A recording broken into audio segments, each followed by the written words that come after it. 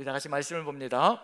디모데후서 2장 1절부터 6절까지의 말씀 같이 살펴봅니다. 1절부터 6절까지의 말씀 어떤 내용이 있는지 같이 한번 천천히 봉독합니다. 같이 읽습니다. 시작. 내 아들아, 그러므로 너는 그리스도 예수 안에 있는 은혜 가운데서 강하고 또 내가 많은 증인 앞에서 내게 들은 바를 충성된 사람들에게 부탁하라. 그들이 또 다른 사람들을 가르칠 수 있으리라. 너는 그리스도 예수의 좋은 병사로 나와 함께 고난을 받으라. 병사로 복무하는 자는 자기 생활에 얽매이는 자가 하나도 없나니 이는 병사로 모집한 자를 기쁘게 하려 함이라. 경기하는 자가 법대로 경기하지 아니하면 승리자의 관을 얻지 못할 것이며 수고하는 농부가 곡식을 먼저 받는 것이 마땅하니라. 아멘, 아멘. 예, 오늘 이 말씀을 통하여서 우리 디모데후서 마무리를 지으면서요, 우리가 걸어가야 될 제자의 길이 무엇인지를 같이 한번 나눠봤으면 좋겠습니다. 분명히 바울 사도의 고별 설교가 바로 디모데후서라는 것은 분명히 우리가 알고 있습니다. 고별 설교는 유언가도 같은 것이고요, 유언가도 같은 내용을 쏟아부으며 결국 마지막까지도 다음 세대에게 전해주고 물려주는 것이 무엇인가? 디모데전서에서는 하나님의 능력을 따라서 복음을 또 전하는 그런 것, 하나님의 영광의 복음을 끊임없이 전하며 증거하며 전수하고 또 이어가는 것, 그것이 이제 디모데전서의 핵심이었다면요, 그 하나님의 영광의 복음이 언제까지 연결되어져야 될 것인가? 죽기까지 계속해서 연결되어서 결국 하나님의 영광의 복음과 함께 고난까지도 감수할 수 있는 존재가 되라는 것이 바울의 유언처럼 남겨져 있습니다. 우리에게도 역시 마찬가지일 거예요. 우리가 삶을 살아가며 끊임없이 복음이신 예수 그리스도를 우리 가슴에 새기고 또 새겨 그 주님의 삶을 살아가는 것이고요, 그 주님의 삶을 살아가며 끝내 다음 세대들에게도 물려줄 것은 다른 것이 아니라 이 복음을 위하여, 하나님의 능력으로 이 복음을 위하여 고난까지도 감내하며 끝까지 이 복음과 함께 살아가는 것, 그리고 다음 세대에게 또 물려주는 것, 그것이 바로 우리가 걸어가야 할 길이라고 한다면, 이러한 삶으로 계속해서 연결되어진다면요, 우리 대한민국은 정말 하나님의 나라, 하나님이 보호하시는 영광의 나라로 이 세상 열방을 향하여 빛을 환하게 뿜는 나라가 될 것이라고 확신되어집니다. 절대 멈춰져서는 안 되는 것이거든요. 그래서 오늘 이 시간에 같이 나눌 것은 뭐냐 하면, 바로 복음을 위하여 고난까지도 감내하며 가는 존재는 어떤 존재일까? 제자라는 얘기거든요. 주 예수 그리스도의 길을 따라가는 제자, 복음과 함께 살아가는 제자. 그래서 오늘 제목은 이렇게 한번 정해봤습니다. 제자의 길. 오늘 읽은 내용이 이제 제자의 길인데요, 가야 될 제자의 길이 무엇인지 같이 한번 나누면서 우리는 어떤 마음을 가지고 걸어가야 될지, 제자의 길에 가장 소중한 것이 무엇일지, 지금 우리에게 가장 중요한 것이 무엇인지 그것도 한번 나눠봤으면 좋겠습니다. 제자의 길에서요, 1순위로 들어가야 되는 게 있죠. 이래야만 제자의 길을 걸어갈 수가 있습니다. 그래서 아까 이제 읽으면서 우리 세 가지 비유가 나왔지요. 병사에 대한 비유, 경기하는 자에 대한 비유, 그 다음에 농부에 대한 비유. 이게 충성이라는 얘기거든요. 이 세 가지가 조합되어져야 충성이 무엇인지가, 그리고 제자가 무엇인지가 분명하게 드러나거든요. 일생이 다 들어가 있습니다. 이 세 가지 비유 속에서는요, 우리가 걸어가는 그 사명의 길, 이렇게 끝까지 이 길을 걸어가기 위해서 우리에게 필요한 것이 무엇인가? 그래서 1절에 들어가 있는 것이 있습니다. 복음을 위하여 고난을 감수하라, 고난을 받으라. 어떻게 복음을 위하여 고난을 받을까? 어떤 때 이게 가능할 수 있을까? 그게 1절에 들어가 있는데, 다시 한 번 더 본문을 보여주시면요, 1절만 제가 다시 한번 읽어봅니다. 내 아들아, 그러므로 너는 그리스도 예수 안에 있는 은혜 가운데서 강하고, 맨 마지막에 뭐라고 되어 있나요? 강하라, 강해져라, 이 말씀이 들어가 있습니다. 자, 우리가 강하지 않으면 세상 속에서요 무너지게 되어 있거든요. 그래서 세상 속에서 우리가 강하기 위해서 필요한 것이 있을 겁니다. 세상 사람과 한번 비교를 한번 해보죠. 세상 사람들은, 우리는 세상 사람들이 아니니까 잘 모를 수도 있지만, 근데 때로는 또 세상 사람들이 살아가는 것을 보면서 우리는 그걸 보면서 또 살아가기 때문에, 자, 세상 사람들이 강해지기 위해서, 세상 속에서 강하게 인정받고 강하게 살아가기 위해서 필요하다고 생각하는 게 뭘까요? 모으는 게 뭘까요? 가장 1순위가 뭘까요? 강해지기 위해서, 세상 속에서 어느 누구도 범접할 수 없는 강함을 갖기 위해서 세상 속에서 가장 1순위로 모으는 게 뭘까요? 여기 우리는 역시 세상 사람이 없군요. 전혀 대답을 안 하시는 거 보니까, 대답했다가 내가 또 세상 사람 될까 봐 대답을 못 하시는지 모르겠지만, 그래도 세상 사람들과 직장 속에서 또 어울려 사시잖아요. 대충 또 짐작하고 계시고. 자, 세상 사람들이 강해지기 위해서 가장 최고로 여기는 게 뭘까요? 돈. 역시 나오죠. 돈. 이 돈이 있어야 세상 속에서 강해진다고 생각합니다. 이 돈 앞에서는 모두 무릎을 꿇나요? 권력자들도 돈 앞에 무릎을 꿇더라고요. 그 통일교 한 학자 앞에 가서 누가 무릎을 꿇었다라고 얘기를 하는데, 절을 했다라고 얘기하는데, 돈을 받으려고. 그건 무슨 얘기일까요? 돈 앞에는 권력자들도 무릎을 꿇는다는 얘기거든요. 자, 그럼 이 돈이 있어야 강해진다. 그래서 우리는 모으는 그런 일들을 벌이기 시작하죠. 돈과 권력이 같이 가고 있고요. 돈, 권력이 세상 속에서 힘을 주고 강함을 주고 강해지게 만든다. 그 다음에 또 뭐가 있을까요? 돈과 권력 다음에 또 우리 자녀들에게 뭘 하라고 그렇게 강조하나요? 뭘 하라고요? 공부 잘하라고. 왜 공부 잘하라고 할까요? 공부해서 남 주려고요? 우리 얘기는 잘하죠. 공부해서 이제 남 주냐 네가 줄 거지. 근데 우리 그리스도인은 어떻게 해야 되나요? 공부해서 남 줘야 되죠. 그게 그리스도인이고요. 자, 여기 돈이 있고요, 권력이 있고요, 그 다음에 또 지식이라는 것이 있습니다. 지식을 누구보다 더 출중하게 가지고 있을 때, 모을 때, 정보를 더 많이 가지고 있을 때 세상 속에서 범접할 수 없는 힘을 가지고 강함을 갖게 됩니다. 지금 우리 시대는요, 챗 GPT라는 게 나왔는데도 이 챗 GPT를 어떻게 활용하느냐의 정보를 가지고 있는 사람이 이 세상을 지배할 수 있는 길로 갑니다. 그런 점에서 이 지식이라는 것도 강함을 주고 세상 속에서 힘을 갖게 만들어준다는 건 분명한 것 같습니다. 그 다음에 또 뭐가 있을까요? 우리 세상 속에서 강해지려고 매일 하는 거 있죠. 운동. 그렇죠. 운동을 하면서 건강을 유지하려고. 건강도 뭐가 될까요? 여러분들 보시기엔 제가 강해 보이나요? 약해 보이나요? 그렇죠. 바로 그 웃음이 벌써 얘기하는 겁니다. 기왕이면 이렇게 체격이 단단해가지고 어깨가 떡 벌어지고 이러면 어떻게 될까요? 감히 앞에 와서 뭐라고 못하겠죠? 이렇게 떡 벌어지면. 자, 그런데 이렇게 왜소하니까 어떻게 될까요? 이제 무시당할 수가 있다는 얘기예요. 그러다 보니까 건강도 지키려고 하고 건강하게 강건하게 보이려고 애를 쓰는 게 세상 속의 모습 속에 들어가 있습니다. 그 다음에 마지막으로 이제 또 외모지상주의라는 게 있죠. 외모도 또 힘이다. 제가 TV 광고를 보니까 이런 광고가 나오더라고요. 피부는 권력이다. 이런 광고가 나와요. 피부는 권력이다. 피부가 좋은 사람 앞에 모든 여성들이 다 무릎을 꿇는다. 그리고 어떻게 하나요?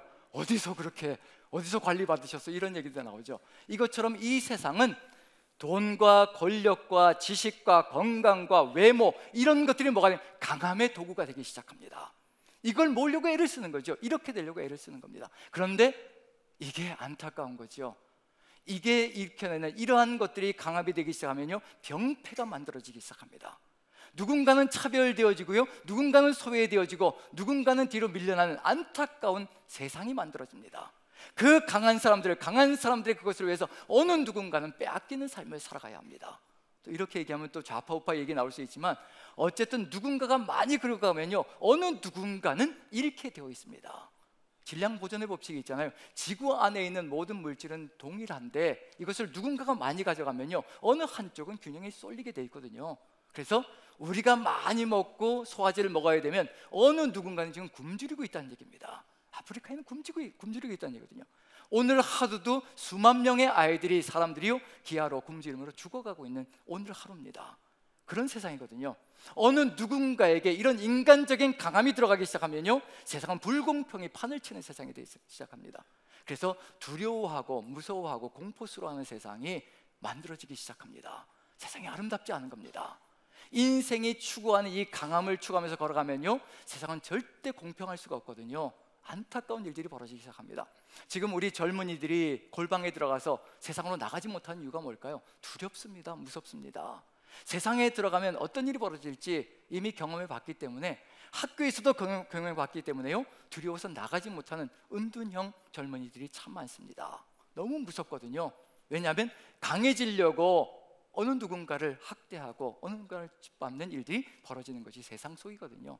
그렇다면 우리가 생각하는 이런 세상은 절대 아닐 겁니다.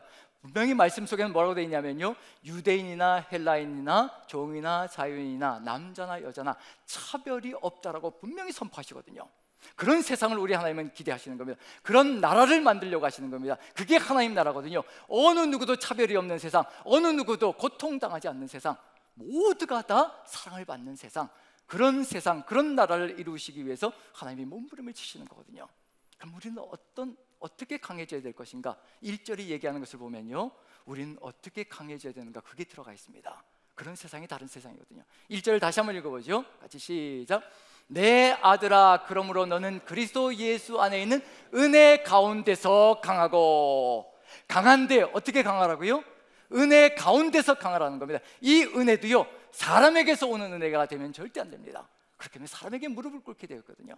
사람에게 은덕을 입고 거기에 무릎을 꿇게 되면 사람의 종이 되기 시작합니다. 그리스도 예수 안에 있는 은혜 가운데서 강하라고 분명히 얘기하고 있거든요. 이러할 때 세상이 달라지는 겁니다.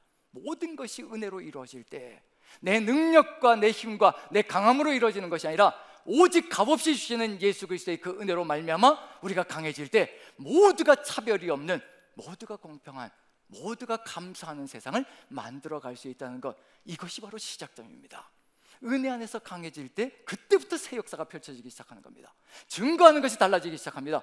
우리가 세상 돈으로, 권력으로 강해지면요, 돈의 추종자가 되고요, 권력의 추종자가 될 겁니다. 그걸 증거하는 삶이 될 겁니다. 이 권력을 가져야 된다, 돈을 모아야 된다, 우리 입술에서 자녀들에게 성공해야 된다는 얘기가 나가기 시작하면요, 우린 1순위가 그거란 얘기입니다.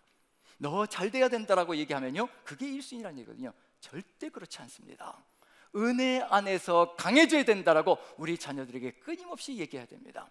그 은혜는 바로 예수 그리스도라는 얘기거든요. 제가 청년 시절에 간증 집회를 갔던 적이 있습니다.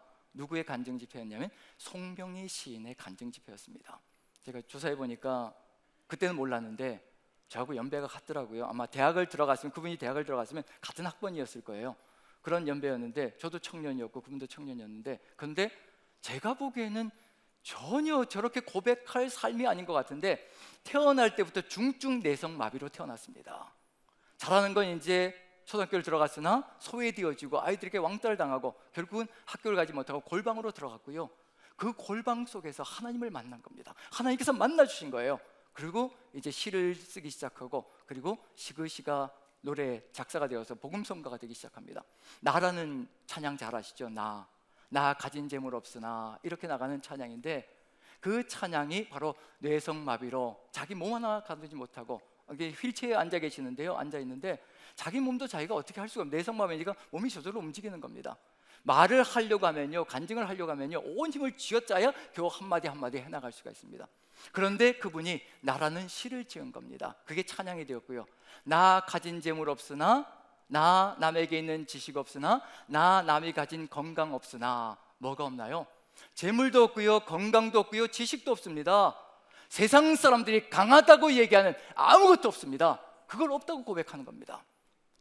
그러나 주님께서 어떻게 하셨다는 얘기예요? 나 남이 못 본 것을 보았고, 나 듣지 못한 음성을 들었고, 나 받지 못한 사랑을 받았다라고, 나 남이 모르는 것을 깨달았다라고 고백하거든요. 하나님께서 주신 그 사랑이 가슴속에 가득 들어 찾아 뭐라고 선포하게 되나요? 공평하신 하나님이 나 남이 없는 것 같게 하셨다라고 고백합니다. 절대로 그분 보기에는, 제가 그분을 보기에는요, 공평하신 하나님이 아닌 거예요. 이미 출발선부터 다른 거예요. 태어날 때부터 뇌성마비로 태어난 거거든요. 어느 누구든 건강하게 태어나고, 어느 누구든 금수저 물고 태어나고, 어느 누구든 흙수저 물고 태어나고, 모든 것이 다 불공평해 보이는 것이 우리가 살아가는 삶의 정황이거든요. 무엇을 가장 우선순위에 두느냐에 따라서 모든 것이 공평해질 수가 있고요, 불공평해질 수가 있습니다. 그런데 이분은요, 공평하신 하나님이라고 고백하는 겁니다. 저는 깜짝 놀랐습니다. 내가 만약 저 삶의 모습이었다면 절대로 공평하다라고 얘기하지 않았을 텐데, 불평과 불만으로 가득 찬 원망으로 삶을 살아갔을 것 같은데, 그런데 공평하다는 소리가 쏟아져 나옵니다. 전능하신 하나님이 함께 하시니, 그 하나님이 자신의 모든 것을 이끌어가는 주가 되어주시니 공평하다고 고백하거든요. 이것이 바로 은혜 안에서 강한 겁니다. 주 예수 그리스도, 살아계신 하나님이 나와 함께 하시면 이 세상 어느 누구도 누리지 못한 그 사랑을 깨달을 것이며, 어느 누구도 주지 못할 것을 누릴 수 있는 삶으로 걸어간다는 거, 그게 너무도 분명하거든요. 지금 우리에게 가장 우선순위가 무엇인가? 우리는 무엇을 가장 우리의 강함으로 여기는가? 전능하신 우리 구주 예수 그리스도, 그 주님께서 나와 함께 하시면 나에게 부족함이 없다라고 고백하는 우리의 삶인가? 정말 그것을 믿음으로 고백하고 있는 중인가? 그러면요, 아무것도 부럽지 않습니다. 정말 부럽지 않습니다. 오직 주님께서 나와 함께 끊임없이 함께 하시길 간구하는 그 한 가지만이 우리 입술에서 맴도는 역사가 펼쳐질 겁니다. 그걸 우리에게 보여주고 있는 거거든요. 그래서 송명이라는 시인은 은혜 안에서 강한 존재라는 거, 오직 주님 한 분만 있으면 모든 것이 다 이루어진다는 것을 고백하며 평생을 살아가고 있는 존재라는 거, 그걸 보여주고 있고요. 그 다음에 바울 사도를 한번 살펴볼 때, 만약에 바울 사도의 그 모습을 우리가 정말 안다면, 그 질병이라는 게 있었잖아요. 그 어려운 그 사단의 가시라고 얘기하는 질병이 있었는데, 복음을 증거할 때 건강하면 더 좋잖아요. 강건하면 더 잘 전할 수 있고, 그래서 갈라디아 교회에 가서, 갈라디아 지역에 가서 갈라디아 교회에서 복음을 증거할 때 바울이 이런 고백을 합니다. 자기 마음속에 아픔이 있는 거지요. 이렇게 이제 갈라디아 성도들에게 감사를 표현하면서 이런 말을 합니다. 한번 읽어보죠. 자, 갈라디아서 4장 13절입니다. 같이 한번 읽어봅니다. 같이 시작. 내가 처음에 육체의 약함으로 말미암아 너희에게 복음을 전한 것을 너희가 아는 바라. 바울도 알지요. 자기가 어떤 존재인지. 기왕이면 건강하게 번듯하게 좋은 모습으로 복음을 전하면 참 좋을 터인데, 자신의 몸이 어떤지 이미 자신도 알고 있고, 그걸 바라보는 사람들의 시선이 어떠한지도 알고 있는 중입니다. 그래서 육체의 약함으로 말미암아 너희에게 복음을 전한 것을 너희가 다 안다. 그런데 그 약함은 어떤 것인가? 이 정도였다는 겁니다. 14절 같이 한번 읽어보죠. 시작. 너희를 시험하는 것이 내 육체에 있으되 이것을 너희가 업신여기지도 아니하며 버리지도 아니하고 오직 나를 하나님의 천사와 같이 또는 그리스도 예수와 같이 영접하였도다. 이게 갈라디아 교회를 향한 바울의 감사였습니다. 분명히 보기에 저 사람이 어떻게 복음을 증거하지? 저런 모습으로 어떻게 복음을 증거할 수가 있지? 저런 모습이면 저주받은 모습인데, 분명히 하나님께 버림받은 삶인데 어떻게 저런 모습으로 저런 건강으로 복음을 증거하는가? 사람들이 그렇게 생각할 수 있다는 얘기거든요. 바울도 인정한다는 겁니다. 그런데 갈라디아 교회 성도들이 정말 천사와 같이 그리스도 예수와 같이 영접하였다고 얘기합니다. 그런 마음을 가지고 있었다는 얘기거든요. 그리고 15절 보시면 이 정도까지였다고 합니다. 같이 읽습니다. 시작. 너희의 복이 지금 어디에 있느냐? 내가 너희에게 증언하노니 너희가 할 수만 있었더라면 너희의 눈이라도 빼어 나에게 주었으리라. 이 말을 가지고 학자들이 뭐라고 얘기하냐면, 이 바울 사도가 겪었던 그 아픔, 질곡의 질병은 바로 안질이었을 거다. 심각한 안질이었을 거다. 갈라디아 성도들이 눈까지 뽑아서 줄 정도로 안타까워하며 갔으니까 그럴 것이라고 추정을 하는데, 그건 이제 추정일 뿐입니다. 무엇인지 알 수가 없겠고요. 어쨌든 이와 같이 갈라디아 교회 성도들이 바울을 극진하게, 그 질병을 보면서도 건강이 형편없는데도 불구하고 이렇게 바울을 극진하게 영접했다라고 이야기를 하고 있는 중입니다. 바울도 이걸 알거든요. 자기의 이 질병, 몸의 이 건강 상태가 얼마나 치명적인지 알기 때문에 하나님께 기도했다고 얘기합니다. 3번씩이나 간절하게 기도했다고 합니다. 왜냐하면 강한 모습으로 보이고 싶잖아요. 기왕이면 번듯하게 권력도 힘도 능력도 건강한 모습으로, 번듯한 모습으로, 외모도 화려한 모습으로 복음을 증거하면 같은 값이면 다음 신앙하라고 훨씬 낫지 않겠습니까? 그래서 바울도 그 강함을 갖고 싶어서 하나님께 3번씩이나 간절하게 기도했다는 겁니다. 이 질병이 없어지기를, 이 사단의 가시가 떠나가 버리기를. 그런데 하나님께서 말씀해 주시죠. 내 은혜가 네게 족하다. 하나님의 은혜로 살아가는 존재라는 거거든요. 내 은혜가 내게 족하다. 네가 약한 그때 내가 강함이라고 분명히 선포하시는 겁니다. 내 은혜, 내 능력은 너의 약한 가운데서 온전하여지는 것이라, 완전하여지는 것이라. 이게 뭘까요? 우리가 가장 약하고 아무것도 아닐 때요, 하나님의 전능하심이 가장 완벽하게 드러난다는 겁니다. 우리의 부족함은 절대로 약점이 아니라는 얘기거든요. 우리의 부족함과 연약함까지, 질병까지도, 건강까지도요, 모든 것이 다 무너져 있는 것이 문제가 아니라는 겁니다. 그 모든 것이 다 무너져 있는 상태에서 오직 예수 그리스도께서 함께 하시면요, 그 전능하심이 우리를 통해서 통하실 때 하나님의 전능하심이 그대로 역력히 보여지는 겁니다. 내가 힘도 있고 외모도 있고 능력도 있고 재능도 가지고 있고 재력도 가지고 있고 이렇게 되면요, 복음을 증거할 때 내가 한 줄 아는 겁니다. 내가 그 일을 일으킨 줄 알거든요. 절대 그렇지 않습니다. 내 능력이 네가 약한 데서 완전하여짐이라. 너의 약함이 바로 나의 강함이라 라고 말씀해 주신다는 얘기거든요. 바로 그게 은혜 안에서 강해지는 겁니다. 바로 예수 그리스도 한 분만이 우리를 통해서 증거되어지고 나아갈 때 우리는 다른 길을 걸어갈 수 있거든요. 이런 삶이 이루어질 때 어떤 역사가 펼쳐질 것인가? 우리에게 주어진 모든 것들, 권력, 물질, 그 다음에 지식, 그 다음에 건강, 그 다음에 외모, 이 모든 것들이 무용지물이라고 얘기하지 않습니다. 우선순위가 뭔지 분명히 알라는 얘기거든요. 우리에게 권력도 필요하고요, 그 다음에 물질도 필요하고요, 그 다음에 또 지식도 필요하고, 그 다음에 건강도 필요하고, 그 다음에 외모도 필요합니다. 하나님의 뜻을 위하여 좋은 것들이 있으면 좋겠죠. 그런데 지금 이렇게 은혜 안에 강해질 때 어떤 일이 벌어질까요? 이런 것들이 우리를 강하게 만드는 도구가 아니라 이런 것들을 다 사용해서 하나님의 역사를 이루어가는 도구로 만들어 간다는 거, 그게 바로 달라진다는 겁니다. 아무리 많은 물질을 줄지라도, 아무리 거대한 권력을 줄지라도, 아무리 강력한 지식과 건강을 줄지라도 이것이 나의 강함을 치장하는 도구가 아니라 이것을 다 활용해서 오직 주 예수 그리스도가 누구이신가를 증거하는 도구와 통로가 되게 만들어 간다는 거, 그런 세상이 될 때요, 이 세상은 가장 아름답게 변해가는 하나님 나라가 이루어진다는 것을 우리에게 알려주고 있는 중입니다. 바로 성명의 시인도 바울 사도도 은혜 안에서 강할 때 어떤 일이 벌어지나요? 하는 일이 있습니다. 곳곳을 다니면서, 전국 곳곳을 다니면서, 세상 곳곳을 다니면서요, 예수 그리스도를 증거하는 겁니다. 나를 이렇게 세워주셨다, 나를 이렇게 구원해 주셨다. 은혜 안에서 강한 사람은 반드시 무엇이 일어나는가? 바로 증언자의 사명이 이루어집니다. 증언을 할 수밖에 없습니다. 나를 이렇게 만들어주신 그 주님을 증거할 수밖에 없는 삶이 바로 그와 같은 삶이라는 거. 그래서 무엇이 이루어지는가? 2절로 넘어갑니다. 바로 2장 2절입니다 다시 한번 더 보여주시죠.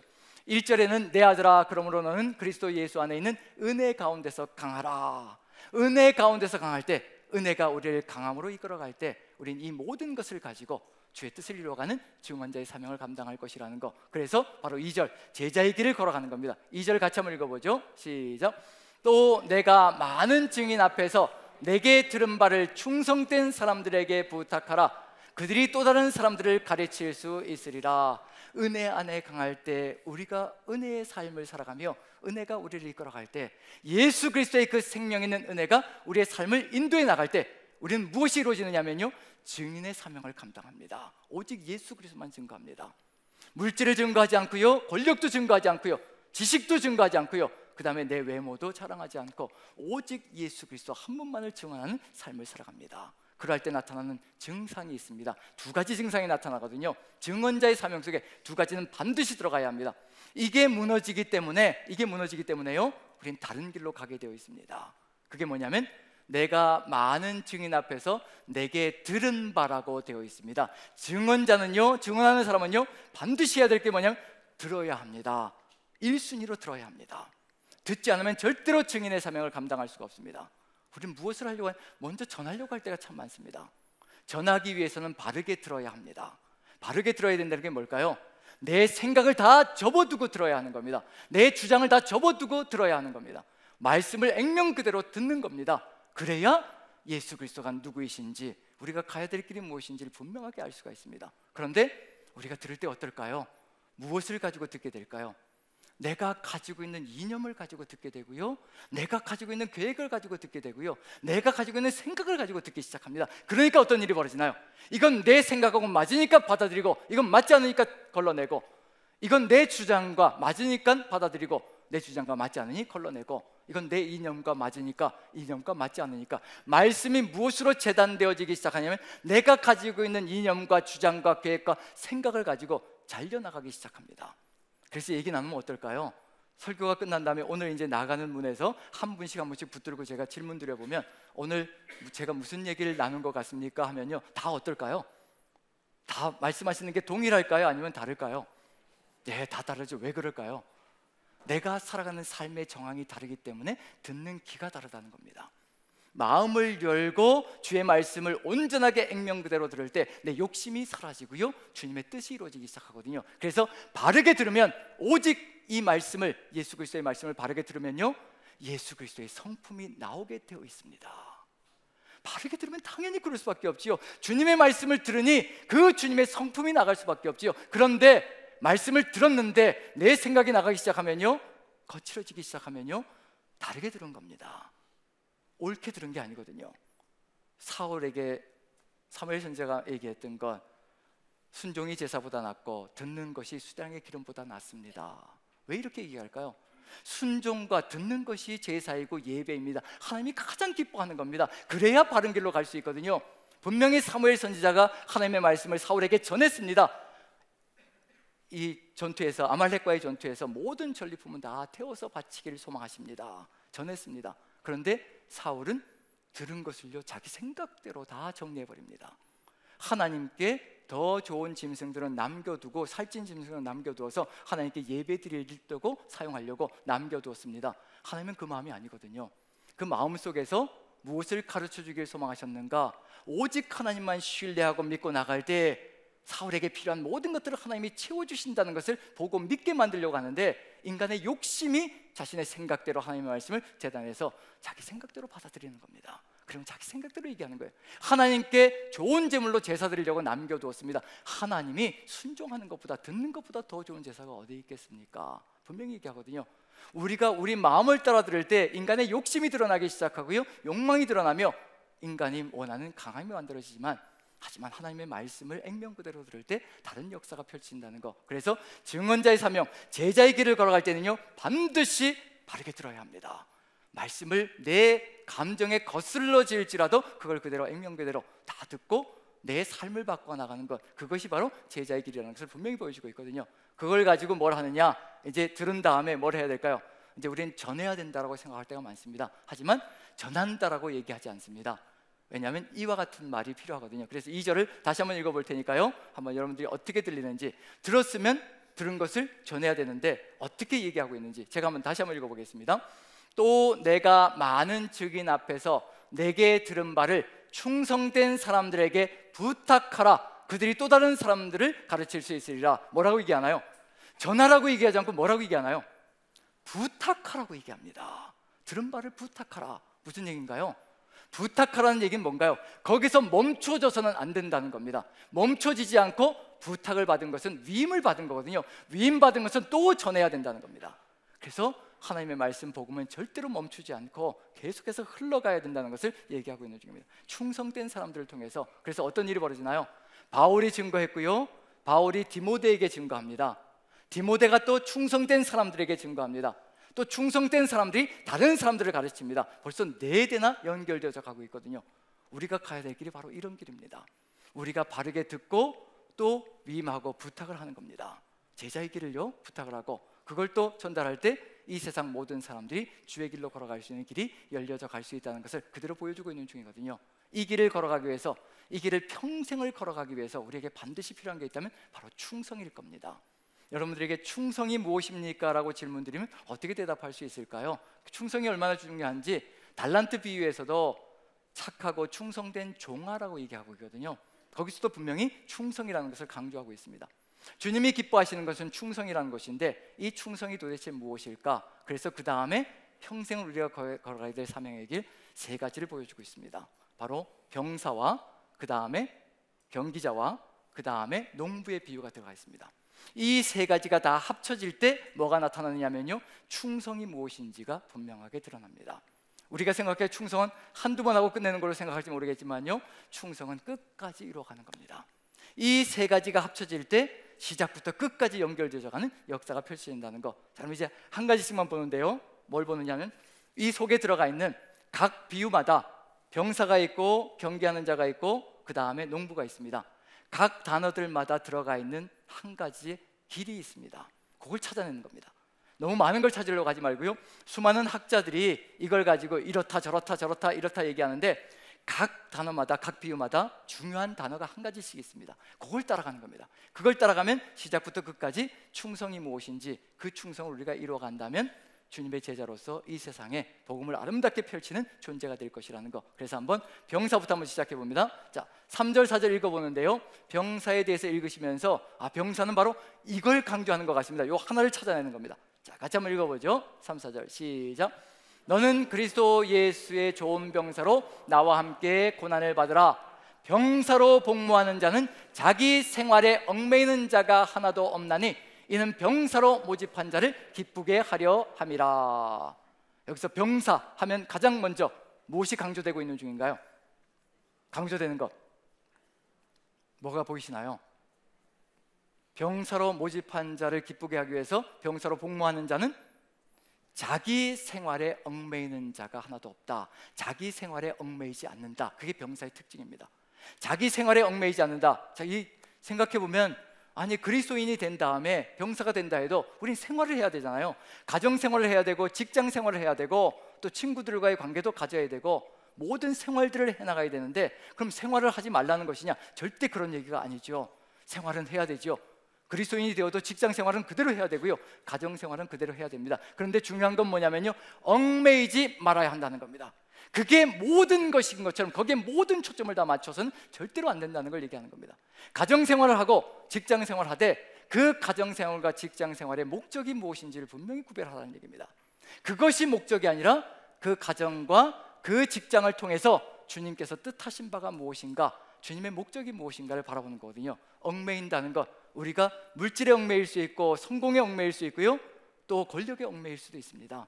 이런 얽매이는 것을 주의해야 된다는 것. 그래서 누가복음에 보면 부자에 대한 이야기들이 곳곳에 나타나는데, 누가복음에 부자에 대한 이야기 속에서 어리석은 부자의 이야기가 등장하는데, 이 부자가 재산이 늘어나고요, 농사가 잘 되고, 그리고 짐승들이 잘 되니까 곡간이 늘어나면서 어떻게 해야 될 것인가, 내가 이렇게 재산이 많아지니 어떻게 해야 될 것인가, 창고를 더 늘리자. 그러면 창고를 계속 늘리는 겁니다. 그래서 계속 쌓아두는 겁니다. 그리고는 이렇게 자기의 영혼에게 이야기하는 겁니다. 내 영혼아, 이렇게 몇 해 동안 계속 먹고 쓰고 할 수 있는 것들이 다 모아졌으니 이제 편하게 즐기며 먹으며 마시며 누려라 라고 얘기하는 이야기가 등장하고 있습니다. 뭐가 잘못됐나요? 분명히 쌓고 걸어가는 것, 하나님께서 이렇게 많은 것을 주신 이유가 무엇인가, 그걸 생각하는 것이 아니라 거기에 얽매여서 그걸 모아두고 살아가는 삶이 이루어집니다. 하나님께서 이렇게 많은 것을 주신 이유, 이것을 어떻게 사용하라고 주신 것일까? 분명히 목적이 있다는 얘기거든요. 얽매이지 않는다는 것은 뭐냐면 주신 모든 것들에 연결되어져서 이것이 어떤 뜻을 위해서 나에게 주어진 것인가, 그걸 생각하며 하나님의 뜻을 이루어가는 것. 그리고 부자와 거지 나사로 이야기가 있지요. 부자가 정말 엄청난 부자인데 날마다 잔치를 벌이며 자색 옷을 입고, 그리고는 끊임없이 잔치를 벌이며 생활합니다. 그 집 문 앞에 거지 나사로가 헌대를 하면서 버려져 있습니다. 무엇이 이 부자가 살아가야 될 삶의 길일까? 자색 옷을 입고 잔치를 즐기면서 평생을 살아가는 게 이 사람이 걸어가야 될 삶의 길일까? 자기의 삶에, 자기의 재산에 얽매여 있다는 얘기거든요. 그 모든 것들은 다 무엇을 위함인가? 이렇게 문 앞에 엎드러져 있는 거지 나사로, 아무것도 할 수 없는 존재를 도와주고 보살펴주며 이끌어가는 것, 하나님께서 주신 것을 가지고 하나님의 뜻을 이루어가는 도구와 통로로 삼아가는 것, 그게 이루어질 때 세상은 달라질 터인데 그걸 하지 못하고 살아가는 것. 그래서 이렇게 얽매이는 삶이 되지 말아야 된다는 것. 우리에게 주신 모든 것을 가지고 건강까지도요, 오직 하나님의 뜻을 위해서 사용해가는 것, 그게 바로 우리가 걸어가야 될 첫째 병사의 길이라는 것. 이 뭐냐면 삶의 우선순위가 분명해야 된다는 것. 이 우선순위가 분명할 때 주의 길을 아름답게 걸어가는 존재의 삶을 걸어간다는 것, 그걸 보여주고 있는 중입니다. 자, 우선순위가 분명해져서 오직 예수 그리스도의 길을 걸어간다면요, 그 다음에 두 번째, 경계하는 자. 5절 같이 한번 읽어보죠. 한 가지 단어가 등장할 텐데요, 같이 한번 읽어봅니다. 시작.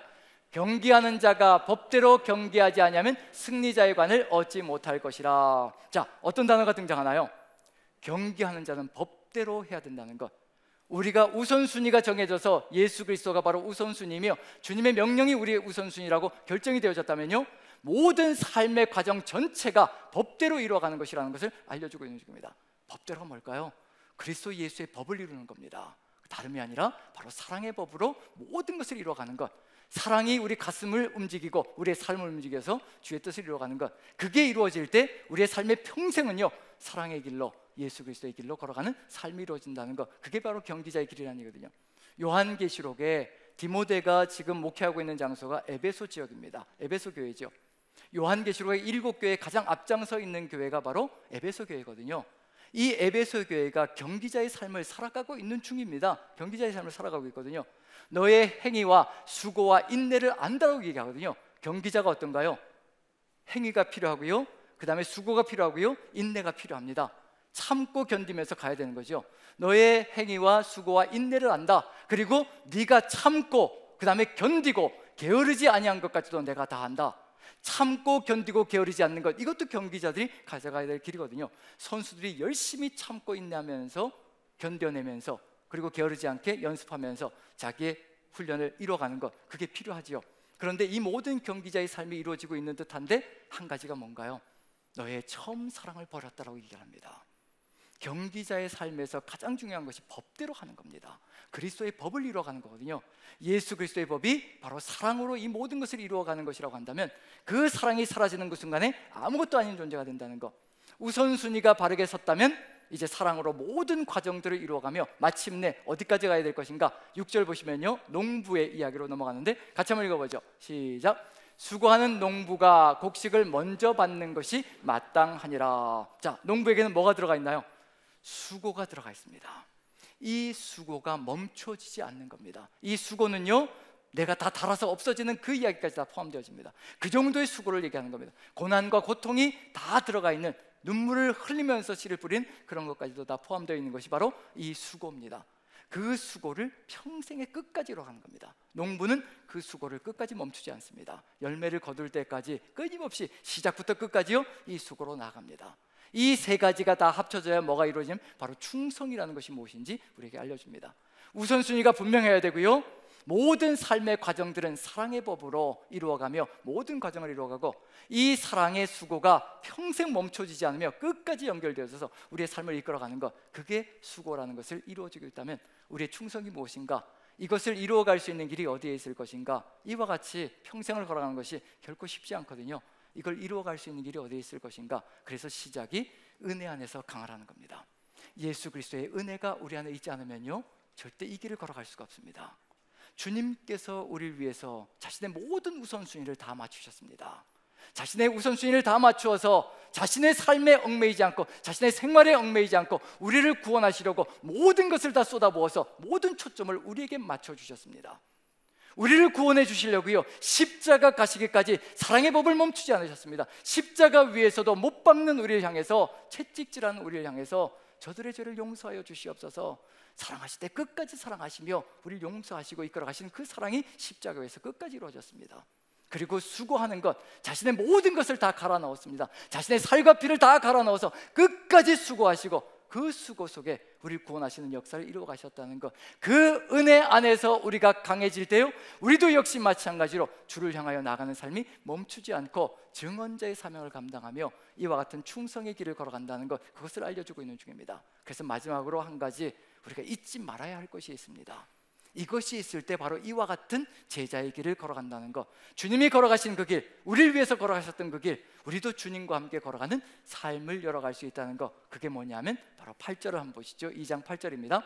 8절만 한번 읽어봅니다. 같이 읽습니다. 시작. 내가 전한 복음대로 다윗의 씨로 죽은 자 가운데서 다시 살아나신 예수 그리스도를 기억하라. 이분을 기억하지 않으면 절대로 걸어갈 수 없는 길입니다.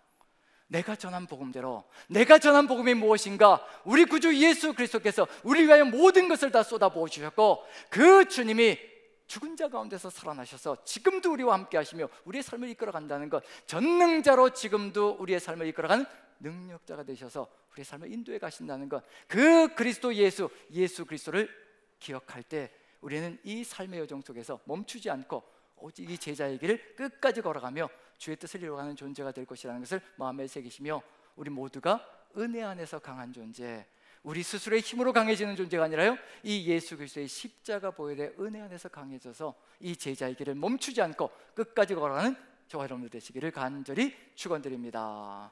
우리 같이 한번 기도했으면 좋겠습니다. 기도하기를 소망하는 것은 우리의 삶의 여정 속에 우리가 지금 어디를 바라보고 있는지, 무엇을 바라보고 있는지, 무엇으로 우리의 강함을 삼아가고 있는지, 오직 그리스도 예수 한 분, 우리 위하여 모든 것을 다 내어주신 주님 한 분이면 됩니다라고 고백하며 오직 주님과 함께 걸어가길 소망하며 주님을 능력으로 삼는 존재가 되는지 그것을 돌아보며 우리의 삶의 여정, 오직 예수 그리스도가 우리의 힘이 되어주시고 강함이 되어주시옵소서, 오직 주님 한 분만 바라보게 도와주옵소서, 주님만이 우리의 능력이 되어주시사 이 보배를 우리 질그릇에 가지고 살아가는 삶 되게 도와주옵소서. 다 같이 한 목소리로 기도합니다. 기도하겠습니다. 사랑의 하나님, 우리 주님께서 함께 하시고 은혜 가운데 인도하여 주시어서 오직 주 예수 그리스도의 그 은혜가 우리 안에 가득하게 도와주옵소서. 오직 주님만 바라보며 주님의 뜻을 이루어가는 귀한 존재로 평생을 걸어갈 수 있게 주께서 축복하여 주시사 오직 주의 능력만 가지고 주의 은혜를 증거하는 주의 제자들로 평생을 걸어가게 도와주옵소서. 이 길을 걸어가기에 부족함이 없도록 주의 성령께서 충만케 역사하실 줄로 믿고 우리 구주 예수 그리스도 귀하신 이름 받들어 기도합나이다.